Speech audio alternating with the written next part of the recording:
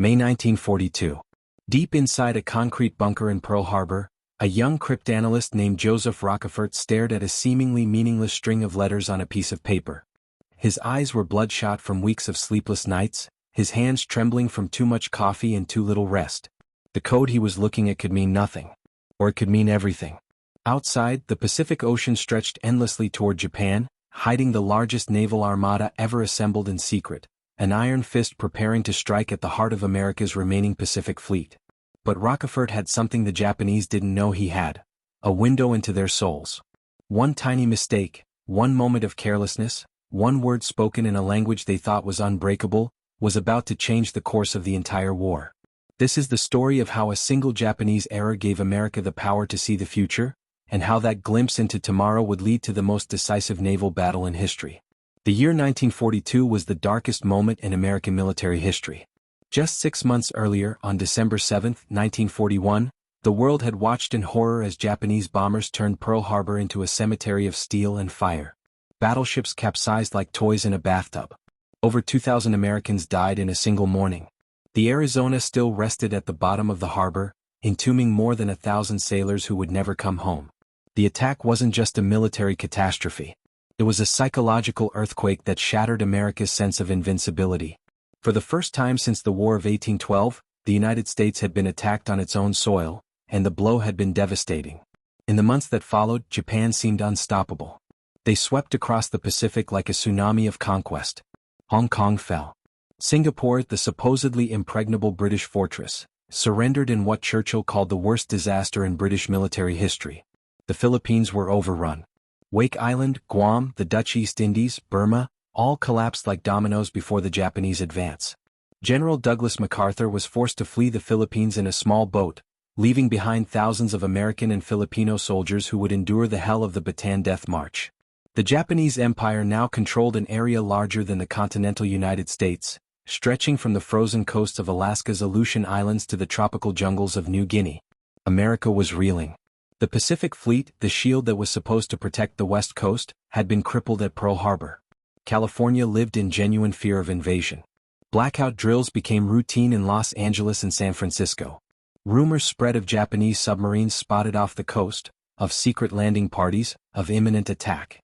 The Navy had lost 8 battleships at Pearl Harbor. Thousands of sailors were dead. The carriers had survived only because they happened to be at sea during the attack, a stroke of luck that seemed almost too convenient to be real. America needed time to rebuild, to regroup, to figure out how to fight back against an enemy that seemed to be everywhere at once.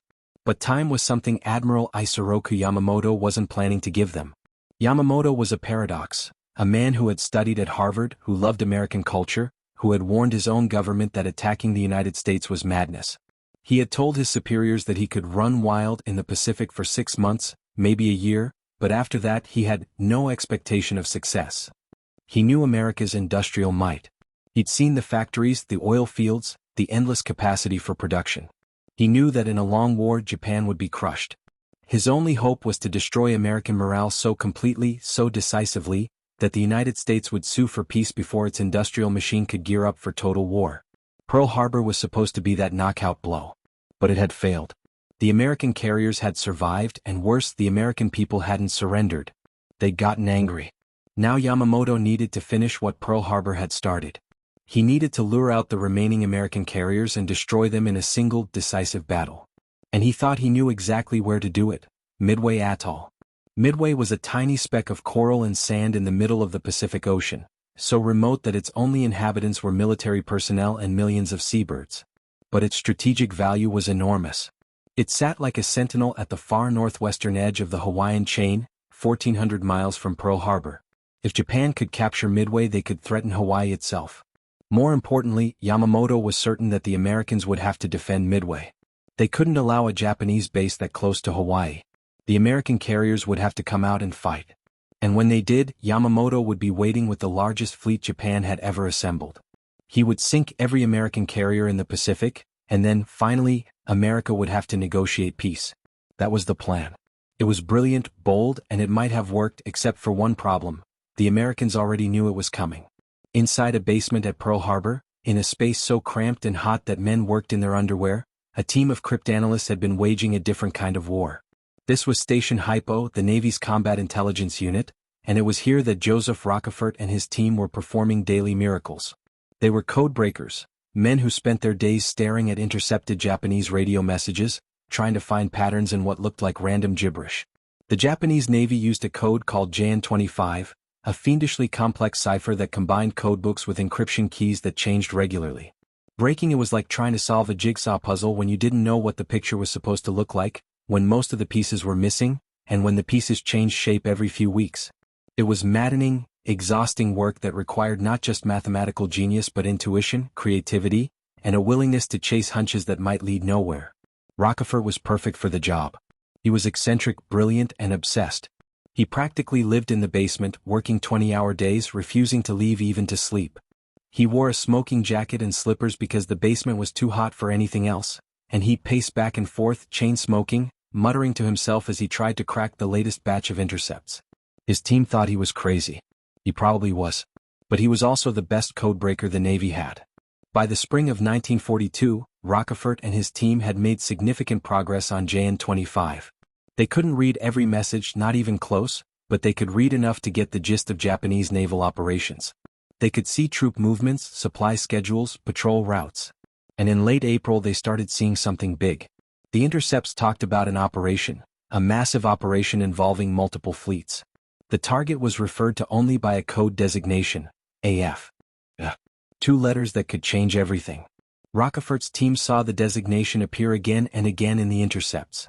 The Japanese were planning something huge, something that would happen in early June, and it would happen at AF. But where was AF? The Japanese used two-letter codes to designate different locations throughout the Pacific. AK was Pearl Harbor. AO was the Aleutians. But AF? Rockefort thought he knew. Based on the context of the messages, the types of forces being assembled, the logistics being discussed, he was almost certain that AF was Midway. But almost certain wasn't good enough. Lives were at stake. The entire Pacific Fleet was at stake. Rockefort needed proof. And he needed it fast because the operation was scheduled for early June, just weeks away. The problem was that Rockefort's superiors in Washington didn't agree with him. The Navy's code-breaking operation in Washington, OP-20G, thought AF was somewhere else entirely. Some analysts thought it was Oahu, that the Japanese were planning a second attack on Pearl Harbor. Others thought it was Johnston Island or even the Aleutians. The debate became heated, almost bitter. Rockefort was out in the Pacific, close to the action, living and breathing the intercepted messages. But Washington had more resources, more analysts, more institutional authority. Who was right? Admiral Chester Nimitz, the commander-in-chief of the Pacific Fleet, faced an impossible decision. If he guessed wrong, if he sent his carriers to defend Midway and the real target was somewhere else, he could lose Hawaii. He could lose the war. Nimitz was a quiet, thoughtful man, nothing like the flamboyant MacArthur or the aggressive Patton. He'd taken command of the Pacific Fleet in the dark days after Pearl Harbor, walking among the wreckage of sunken battleships, knowing that the survival of American power in the Pacific now rested on his shoulders. He trusted Rockefort, but trust wasn't enough. He needed certainty. And that's when Rockefort came up with a plan so audacious, so clever, that it's still taught in intelligence schools today. He proposed a trick, a ruse that would force the Japanese to reveal their own secret. Midway Atoll had an underwater cable that connected it to Pearl Harbor, allowing secure communications that the Japanese couldn't intercept. Rockefort proposed that Midway send a message on a frequency the Japanese were known to monitor, a message that would be deliberately unsecure, a message the Japanese would intercept. The message would say that Midway's fresh water distillation plant had broken down and the base was running out of drinking water. If AF really was Midway, the Japanese would report this information back to their headquarters. And they did. Within 2 days of Midway sending the fake message about water problems, Rockefort's team intercepted a Japanese message. It was in code, but they could read enough of it. It said that AF was short of fresh water. AF was Midway. The trap was set. Admiral Yamamoto's plan was brilliant in its complexity. He would split his massive fleet into multiple groups. A diversionary force would attack the Aleutian Islands in Alaska, drawing American attention to the north. Meanwhile, the main striking force, commanded by Admiral Chuchi Nagumo, the same man who had led the attack on Pearl Harbor, would approach Midway from the northwest. Nagumo had 4 aircraft carriers: Akagi, Kaga, Soryu, and Hiryu. These weren't just any carriers. They were the cream of the Japanese fleet, the same ships that had devastated Pearl Harbor, that had swept aside British and American forces across the Pacific. Their pilots were among the best in the world, veterans with years of combat experience.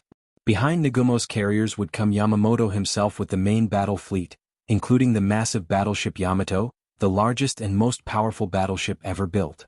Once Nagumo's carriers had softened up Midway's defenses, an invasion force would land troops to capture the atoll. And when the American carriers arrived to defend Midway, Yamamoto would spring his trap. The Americans would find themselves outnumbered, outgunned, caught between Nagumo's carriers and Yamamoto's battleships. It would be a massacre. It should have been a massacre. But Nimitz wasn't walking into a trap. He was setting one. He knew exactly what Yamamoto was planning. He knew when the Japanese would arrive at Midway. He knew which direction they'd be coming from. He knew how many carriers they had, how many battleships, how many cruisers and destroyers. Thanks to Rockefeller's codebreakers, Nimitz could see the future. But knowing what was coming and being able to stop it were two very different things. Nimitz had 3 carriers: Enterprise, Hornet, and Yorktown. 3 carriers against 4. And Yorktown shouldn't even have been there. She'd been badly damaged at the Battle of the Coral Sea just weeks earlier, her flight deck torn apart by bombs. Navy engineers estimated it would take months to repair her. Nimitz gave them 3 days. Around the clock, welders and carpenters worked in shifts, performing what amounted to battlefield surgery on a wounded ship. They didn't make her perfect. They just made her float and launch planes. That would have to be enough. Nimitz's plan was simple but incredibly risky. His carriers would position themselves northeast of Midway, where the Japanese wouldn't expect them. When Nagumo's carriers launched their attack on Midway, their decks would be full of aircraft armed with bombs for attacking the island. That's when Nimitz's carriers would strike. They would catch the Japanese carriers at their most vulnerable moment, with their decks crowded with planes, their hangar decks full of fuel and ammunition. If everything went right, the Americans might be able to cripple the Japanese carriers before they could launch a counterstrike. But everything had to go right. There was no margin for error. If the Japanese spotted the American carriers first, if the timing was off by even a few minutes, the Americans would be the ones caught with their decks full of vulnerable aircraft. 3 American carriers against 4 Japanese carriers, and the Japanese pilots were better trained, more experienced, battle-hardened veterans who'd been fighting since the war in China. On paper, America didn't stand a chance. The morning of June 4, 1942, dawned clear and bright over Midway. The Japanese strike force approached from the northwest, exactly as Rockefeller had predicted. At 4:30 a.m., American patrol planes spotted the Japanese fleet. At 6:30 a.m. Nagumo's carriers launched their attack on Midway. 108 aircraft, bombers and fighters, roared off the decks and headed for the tiny atoll. On Midway, the radar operators watched the incoming raid with a mixture of fear and determination. The Marines on the island knew what was coming. They'd been bombed before but never like this. They took cover in bunkers and trenches and prayed. The Japanese bombers came in low and fast, their bombs tearing apart buildings, fuel tanks, the airfield. But the Marines fought back. Anti-aircraft guns filled the sky with flak. American fighters, outdated Brewster Buffaloes and Wildcats, threw themselves at the Japanese bombers. They were outnumbered and outclassed, but they fought with desperate courage. Many didn't survive. Aboard his flagship Akagi, Admiral Nagumo waited for news from the strike force. The report came back.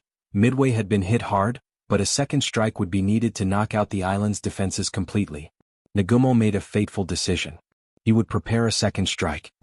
He ordered the aircraft on his carriers, which were armed with torpedoes for attacking ships, to be rearmed with bombs for attacking land targets. It was a complicated process. The planes had to be brought up from the hangar decks, the torpedoes removed, bombs loaded, everything repositioned.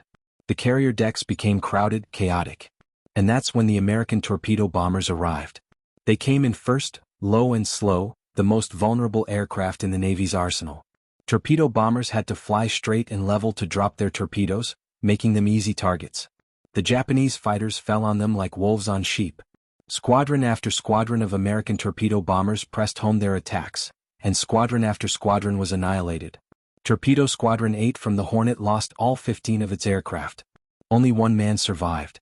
Of the 41 torpedo bombers that attacked that morning, only 6 made it back to their carriers. Not a single torpedo hit. It was a slaughter. But the sacrifice of the torpedo bombers wasn't in vain. While the Japanese fighters were down at sea level shooting down the torpedo bombers, the American dive bombers arrived at high altitude, unopposed. Lieutenant Commander Wade McCluskey from Enterprise had been searching for the Japanese carriers for over an hour, his fuel running dangerously low. He was about to turn back when he spotted a lone Japanese destroyer steaming at high speed. McCluskey made a guess. The destroyer was probably rushing to rejoin the main fleet. He followed its wake. And then he saw them. For Japanese carriers, their decks packed with aircraft, fuel hoses snaking across the flight decks, bombs and torpedoes stacked in the open, a floating arsenal waiting to explode. McCluskey didn't hesitate. He rolled his dauntless dive bomber into a 70-degree dive and screamed down toward the Kaga. Behind him, 37 more dive bombers followed. The Japanese didn't see them coming. All their fighters were at sea level. Their lookouts were watching the water, searching for more torpedo bombers. Nobody was looking up. The dive bombers fell on them like avenging angels. The first bomb hit Kaga near the island's superstructure. Then another. And another. Within seconds, Kaga was a blazing wreck. Nearby, Akagi, Nagumo's flagship, took a bomb hit that detonated among the armed and fueled aircraft on her hangar deck. The explosion tore through the ship like a volcano erupting from within. Fires raged out of control. Another group of dive bombers found Soryu and hit her with 3 bombs in quick succession. 3 Japanese carriers crippled in a matter of minutes. It was the most devastating attack in naval history. But one Japanese carrier remained, Hiryu, and she was about to strike back. Hiryu's captain immediately launched a counterstrike. Japanese bombers found the Yorktown and hit her with bombs and torpedoes. Yorktown, already damaged from the Coral Sea, absorbed punishment that would have sunk most ships. Her damage control parties performed miracles, getting her engines restarted, putting out fires, keeping her afloat. But eventually the damage was too much. Nimitz ordered her abandoned. Later, a Japanese submarine would find her and finish her off. But Hiryu's victory was short-lived. American scout planes found her, and dive bombers from Enterprise delivered the death blow. 4 bombs struck home. Hiryu caught fire and burned through the night. By dawn, all 4 of Yamamoto's fleet carriers were sinking or sunk. The pride of the Japanese Navy, the ships that had carried them to victory after victory, were now coffins of twisted metal settling to the bottom of the Pacific. Thousands of sailors died in the fires and explosions. Hundreds more drowned in the oil-slicked waters. Among the dead were many of Japan's most experienced pilots, men who could never be replaced.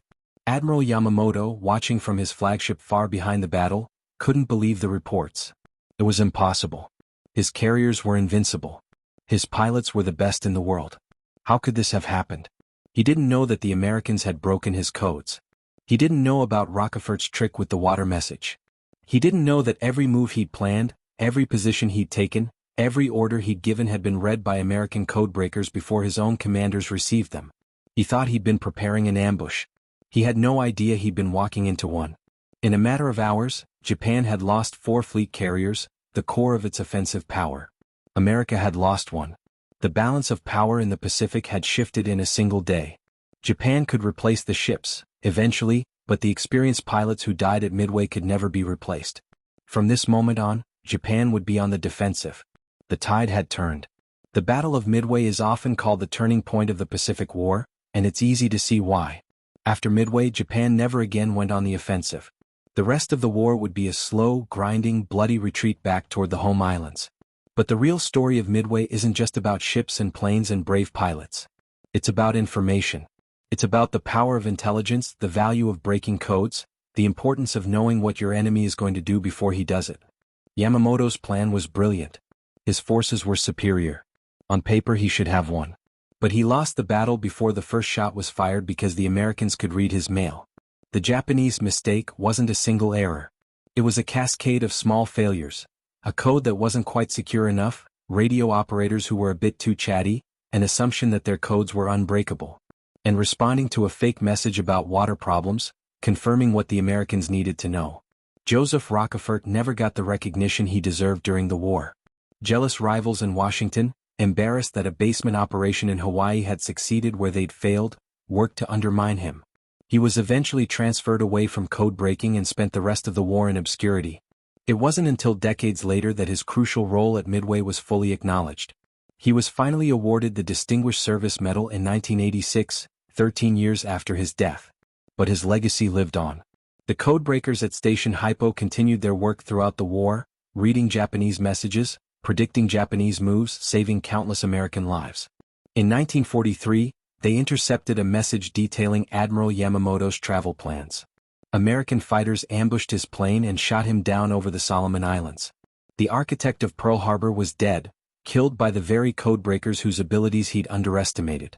The Battle of Midway showed that wars aren't just won with bullets and bombs. They're won with information, with intelligence, with the ability to see what's coming and prepare for it. The Japanese made a mistake, a small one, but in war, small mistakes can have enormous consequences. They assumed their codes were secure. They assumed the Americans were blind. They were wrong. And that mistake, that single moment of carelessness when they confirmed that AF had water problems, gave America the gift of foresight. It allowed Nimitz to position his carriers in exactly the right place at exactly the right time. It turned what should have been a Japanese victory into an American triumph.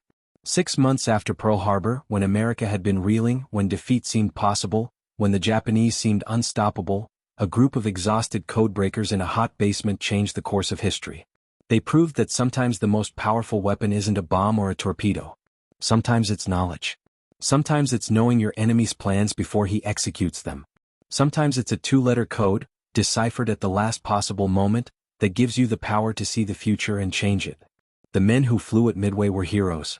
The pilots who died in the torpedo bomber attacks, pressing home their runs despite impossible odds, knowing they probably wouldn't survive, buying time for the dive bombers with their lives, they deserve to be remembered. The dive bomber pilots who rolled into their attacks with ice in their veins and steel in their spines, who placed their bombs with precision on crowded carrier decks and changed the war in 6 minutes, they deserve our gratitude. But we should also remember the men in the basement, the codebreakers who never fired a shot, who fought with pencils and paper and brilliant minds, who saw the patterns that others missed, who solved the unsolvable puzzles, who gave America the greatest gift one nation can give another in wartime. They gave us tomorrow, today. That was the real miracle of Midway. Not that America won, but that America knew the battle was coming and was ready for it. And it all came down to a Japanese mistake, a tiny crack in a code they thought was unbreakable, and the brilliant, obsessive, tireless work of men who refused to give up until they'd found it. Think about what happened in those few weeks between late April and early June of 1942. A handful of men working in conditions that would break most people, staring at endless streams of coded messages that looked like meaningless gibberish, somehow found the pattern. They found the signal in the noise. They saw what no one else could see. And when they weren't certain, when Washington disagreed with them, when the safe choice would have been to hedge their bets and prepare for multiple scenarios, Rockefort had the courage to be specific. He didn't say the Japanese might attack Midway. He said they would attack Midway, and he staked his career, his reputation, and potentially the lives of thousands of sailors on that certainty. That kind of conviction, backed by that kind of brilliance, is rarer than any medal or monument could ever capture. These men worked in obscurity, knowing that if they succeeded, the glory would go to the pilots and admirals, and if they failed, the blame would fall on them alone. They did it anyway because the work mattered more than the recognition. The Japanese, for their part, learned a terrible lesson at Midway, but perhaps not the right one. They knew they'd been defeated, catastrophically so, but they attributed it to bad luck, to poor timing, to the fortunes of war. Some Japanese officers suspected their codes might have been compromised, but the idea seemed impossible. JN-25 was so complex, so carefully designed, that breaking it should have been beyond the capabilities of any enemy. They made some changes to their codes after Midway, but not enough. They never truly believed that American cryptanalysts were reading their most secret communications, that every order, every plan, every movement was being watched by invisible eyes thousands of miles away. That failure to accept the impossible cost them dearly throughout the rest of the war. American submarines, guided by decoded Japanese messages, would sink over 5 million tons of Japanese shipping, strangling the island nation's economy and war machine. Japanese troop movements, supply convoys, even the personal travel plans of high-ranking officers, all were compromised. The codebreakers at Station Hypo and their counterparts across the Pacific continued their silent war, winning battles before they were fought, saving American lives by steering ships away from ambushes and directing them toward vulnerable targets. And so we return to that bunker in Pearl Harbor, to Joseph Rockefort in his smoking jacket, pacing back and forth, staring at those 2 letters, AF. In that moment, holding that piece of paper with its strings of codes and partial translations, he was holding the future of the war in his hands. He just had to prove it. The fake water message was a stroke of genius, but it was also an act of desperation. If the Japanese hadn't taken the bait, if they'd been more careful, if their radio operators had been more disciplined, The Americans might never have known for certain where the attack was coming. Nimitz might have split his forces or positioned them in the wrong place, or hesitated just long enough for the Japanese to gain the advantage. The entire course of the Pacific War, perhaps the entire outcome of World War II, balanced on that single deception. One fake message about a broken water system on a tiny island in the middle of nowhere changed everything. That's how close history came to going in a completely different direction. That's how much depended on the ingenuity of a few exhausted men in a basement who refused to give up, who saw the invisible patterns, who turned a Japanese mistake into an American miracle. They didn't just win a battle. They won the future, one decoded message at a time.